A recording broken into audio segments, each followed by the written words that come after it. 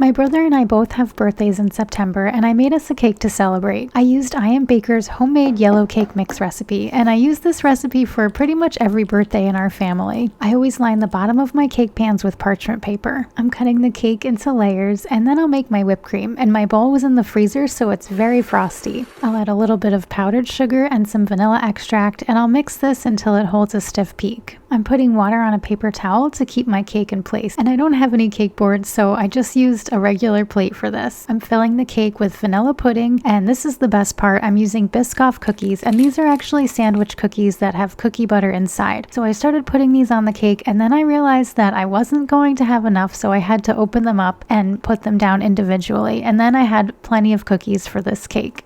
I covered the cookies with another layer of pudding and then put the next layer of cake over that and made sure everything was even. My original plan was to do a border of whipped cream on the bottom and on the top of this cake, but I wasn't really liking how it looked with the bare sides, so I decided to start piping the shell border to cover the entire cake. And this is where things started to go off the rails. I realized I was not going to have enough whipped cream to do this around the entire cake, so I had to scrape this off and sort of spread it all around to cover the entire thing. At this point, I was just doing my best to make it look as smooth as possible and cover up any of those empty spots. And then I redid the border on the top and the bottom. I'm using a Wilton decorating tip 1M, and I always use this tip for making a large shell border. So this cake didn't end up looking exactly how I wanted it to, but it was absolutely delicious. And here's what the inside looks like.